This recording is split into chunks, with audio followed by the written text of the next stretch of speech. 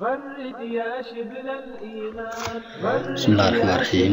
اللهم صل على سيدنا محمد وعلى آله وصحبه وسلم.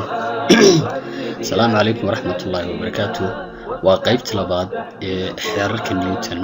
قيبت إن شاء الله وحنا كقاعدنا نيوتن second law of motion. حركة لبعض نيوتن لحديد الموشن كان. أوكي. هذه أضيسة force لبعض نيوتن. وهاد force ككوري حيسو object mass كيسو 5 كيلوغرام. wuxuu dhalin karaa force kaasi acceleration qiyaastiisu ay tahay 4 meter per second square. Force kan isticmaalay waa 20 newton. Masska force kaasi uu riixayana waa 5 kilogram. Force wuxuu dhaliyay acceleration 4 meter per second square. haddii isla masskii aad dib u soo qaadato mar labaad 5 kilogram ka ahaa laakiin aad isticmaasho force ka badan oo qiyaastiisu ay tahay 40 newton waad ku riixdo masskaasi wuxuu dhalinayaa isaguna acceleration qiyaastiisu ay tahay 8 meter per second square. maxaad halka ka fahamtay? halka waxay nooga baxayaa marka force-ka la libinlaabo iyadoo masskii aan la bedelaynin acceleration-ku inuu libinlaamayo. force-ka haddii la libinlaabo acceleration-ku wuu libinlaamaya waa marka laakiin massku yahay constant. taas waxay noo cadeynaysaa acceleration-ka iyo force-ku inuu ka dhaxeeyo wax la yiraahdo direct variation. waxaan odhanaynaa acceleration-ku wuxuu directly proportionally force-ka. acceleration is directly proportional to force. acceleration-ku wuxuu saamigal quman la sameynayaa force-ka oo macnaheedu ay ka dhigan tahay haddii uu force-ku kordho acceleration-kuna wuu kordhayaa. mar labaad isla force-kii 20 newton ahaa haddii aynu u adeegsano mass 10 kilogram marka massku markii hore 5 kilogram buu ahaa hadda waa inuu level laabmay masski waxaanu ka dhignay 10 kilogram. force-ka 20 newton marka loo isticmaalo mass 10 kilogram wuxuu dhalin karaa ama sababaya acceleration qiyaastiisu ay tahay 2 meter per second square. taasina waxay noo cadeynaysaa haddii uu massku kordho acceleration-ku wuu yaraanaya. halkan hadduu force-ku kordho acceleration-ku wuu badanayay laakiin marka masskii awal 5 kilogram ha la libin laabay laga dhigay 10 kilogram acceleration-kii 4 meter per second square ka ahaa wuu half garoobaya wuxuu noqonayaa 2 meter per second square. taasina waxay noo cadeynaysaa haddii massku kordho inuu acceleration-ku yaraanayo. waxaan leenahay acceleration-ku wuxuu inverse variation la sameynayaa masska ama isbedel aan qumanayn ayuu la sameynayaa masska. waxaan odhanaynaa acceleration is inversely proportional to mass. okay marka labadooda hadaba la isku daro acceleration-ku wuxuu directly proportionally force-ka wuxuuna inverse proportionally masska. haddii la isku daro waxay noqonaysaa sidan acceleration-ku waxa uu directly proportionally force wuxuu inverse variation la sameynayaa masska oo macnaheedu ay ka dhigan tahay acceleration-ku wuxuu proportionally force-ka oo loo qaybiyay masska. haddii proportionality-ga lagu bedelo equal ahaan waxa jira xeer odhanaya every proportional has a constant. marka proportionality kasta wuxuu leeyahay constant. marka proportionality meesha uu ka baxo ayuu constant keenay imanaya. acceleration-ku wuxuu leeyahay kf divided by m taasoo keedu ay tahay constant-ka proportionality-ga.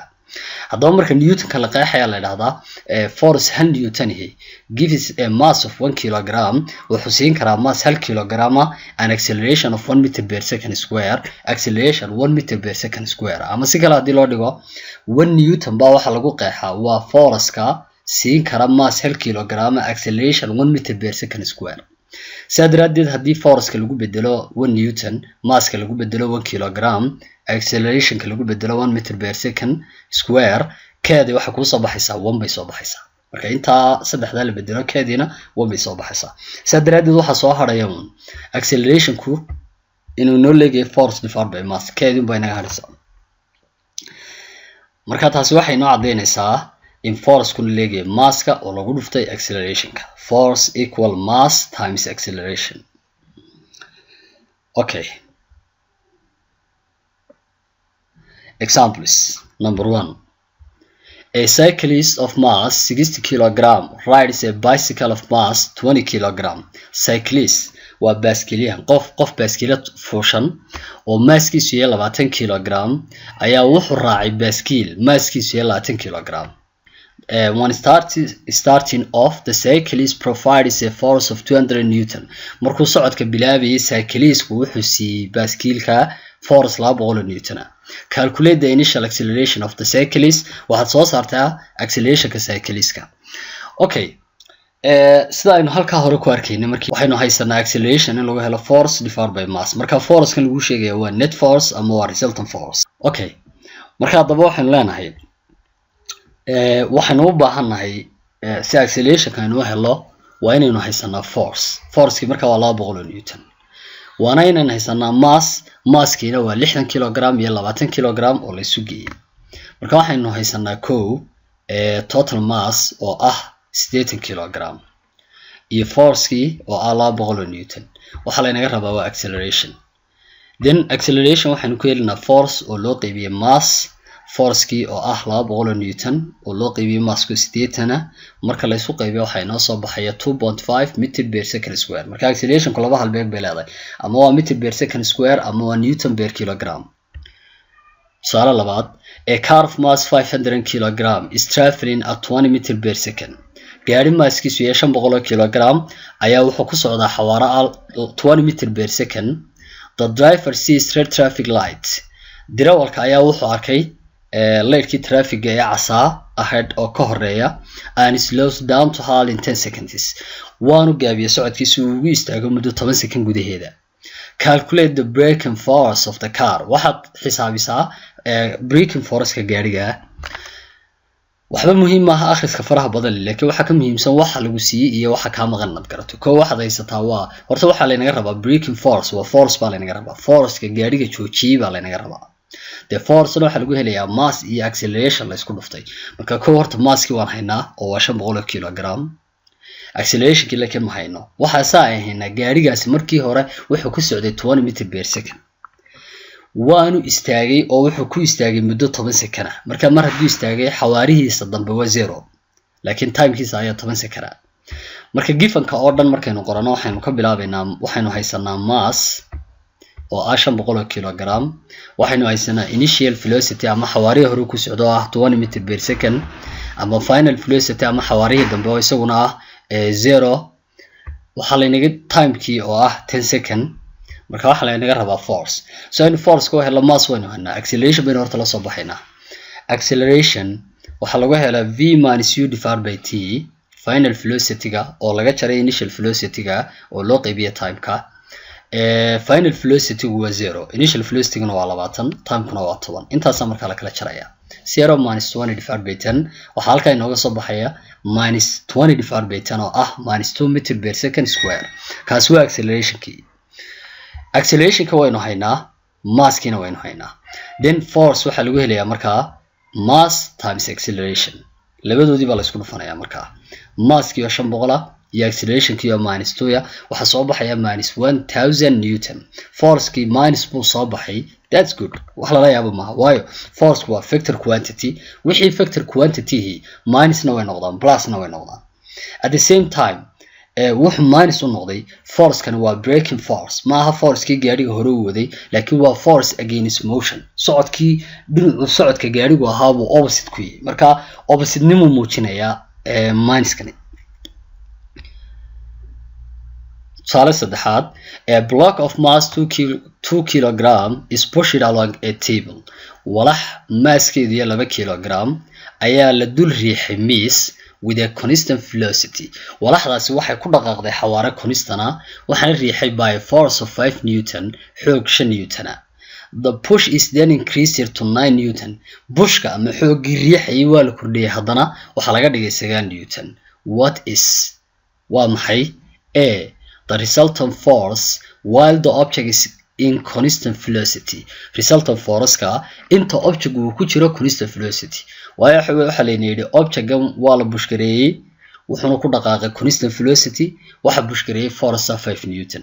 marka that means inta uu constant velocity-ga ku jiro resultant force-kiisa ayaa la inaga doonayaa. b the acceleration after increasing the force. acceleration-ka ka bacdi markii la kordhiyay force-ka. markii la kordhiyay force-kii 5 Newton ka baa laga dhigay 9 Newton.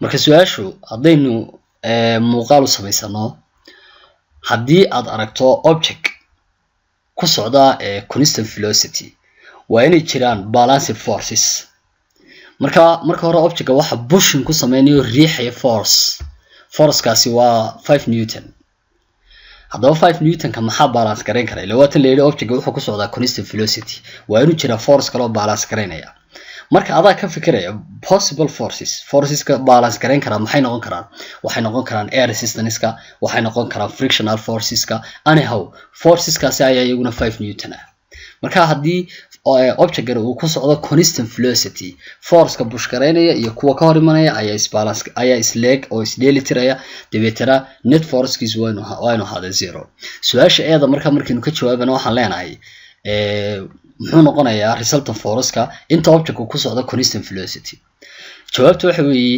resultant force-kaasi waa 0 waayo marka net force-ka ama resultant force-ku waa 0 therefore object-gii wuxuu ku soconayaa constant velocity ama inta uu constant velocity ku socdo resultant force-kiisu waa 0 b-da waxa lagu yidhi acceleration-ka after increasing the force waxaad soo saartaa acceleration-ka kadib markii la kordhiyay force-ka hadda force-ku 5 newton buu ahaa marka la kordhiyo wuxuu noqonayaa 9 newton marka si aan acceleration ku helo waa inaan resultant force-ka ama net force-ka waa inaan helaa net force-ki markaa wuxuu noqonayaa 9 newton oo laga jaray 5 newton isma bedelay kii marka hore wax balance gareynaysiisa buu taagnaanaya marka labada markaad kala jarto waa 4 newton baa ku soo baxay net force-ki waa 4 newton acceleration-kana waxa lagu helaa force-ka oo loo qaybiyay mass-ka marka force-kaagi wuxuu noqday 4 newton mass-kiisa waa halkan ku yaala oo waa 2 kilogram marka isku qaybiso acceleration-ku waa 2 meter per second square waa ninka wari laba halbeeg buu leeyahay ama meter per second square ama newton per kilogram su-aasha saddexaad figure X shows a model of a car of mass 40 kilogram sawirkan ayaa ah figure X wuxuu inoo muujinayaa modelka ama nashqada ama muunada gaari yar oo maaskiisu yahay 40 kilogram markaad sawirka saa u eegto su-aalahan ka jawaabaysaa what is the resultant force waa maxay resultant force-ku b what is the car's acceleration muxuu noqonayaa acceleration-ka gaarigu C. If the frictional force is increased to 1500 newton, haddii frictional force-ka la kordhiyo oo la gaarsiiyo 1500 newton, what happens to the car's motion? Maxaa ku dhacaya socodka gaariga? Su'aalaha haddaynu mid uga jawaabno eeda waa maxay resultant force-ku? Markaad gaariga saa u eegto, xoogga gaariga wadaa waa 1500 newton. Friction-ka ka hor imanaya ama frictional force-ka oo had iyo jeer dhinacu u socdo force-ka opposite-ka ku ah waa 500 newton saynu arkayno marka resultant force-ki wuxuu noqonayaa 1500 oo laga jaray 500 waa 1000 newton waxa lagu yiri waa maxay acceleration-ka gaarigu acceleration-ka waxa lagu helayaa net force ama resultant force-ka oo loo qaybiyay mass-ka marka waxaan leeyahay acceleration-ki waa force divided by mass laakiin ogsoonow force-kaasi waa resultant force-ka marka resultant force-ki waa 1000 gaariga mass-kiisana halkan aan lagu siiyo waa 40 kilogram labadaas isku qaybi marka waxa soo baxaya 25 meter per second c waxa lagu yiri if the frictional force is increased to 1500 newton haddii force-ka laga dhigo 1500 newton marka hadda waxaan naqaanay force of the engine force-ka machine-ka gaariga ee gaariga hore u wadaaya 1500 newton aha haddii friction-kina laga dhigo 1500 newton maxaa ku dhacaya the car's motion socodka gaariga jawaabtu waxa weeyaan labada force way balance gareynayaan net force-ki baa 0 noqonaya dabeedna gaarigu wuxuu ku soconayaa xawaare constant velocity okay marka it will move with constant velocity gaarigaas wuxuu ku soconayaa xawaare constant acceleration-kiisuna 0 buu ahaanaya summary acceleration-ka waxa lagu helaa force divided by mass marka calaamad ahaan loo qorayna waa F divided by m marka force-kan waa resultant force ama waa net force waxaanu halka kala soo baxaynaa force inuu u dhigmo mass times acceleration waxa kale oo acceleration-ka lagu helaa v minus u divided by t ama change in velocity divided by time macnaha v waa final velocity u na waa initial velocity t na waa time okay resultant force-ku 0 buu leeyahay marka acceleration-ku yahay 0 taasi waxay noo muujinaysaa in object-kaasi uu ku socdo constant velocity resultant force haddii uu ka duwan yahay 0 ama ha ka yaraado ama ha ka badnaado the body is accelerating or decelerating shaygaasi waa mid sameynaya acceleration oo xawaarihiisu uu kordhayo ama waa mid uu xawaarihiisu yaraanayo oo deceleration sameynaya exercise-ka su'aal kasta waxaad eegaysaa wax lagu siiyay haddii lagu siiyay mass-ka iyo acceleration-ka waxa ka maqan force ku noqonaya marka su'aasha labaad oo kale waxaad haysataa mass iyo force waxa ka maqan acceleration ta saddexaad oo kale waxaad haysataa mass iyo marka hore oo object oo ku socday constant velocity iyo force-ki marka object-ga riixayo oo 10 newton su'aal baa halka laga weydiinaya marka dambe haddana waxa lagu yiri force-ka riixaya la kordhiyay oo laga dhigay 14 newton iyadna su'aal kale haddana laga weydiinaya marka su'aalahaasi jawaabtooda insha Allah waxaad ka heli doontaa casharka dambe ورد يا شبل الإيمان واصدح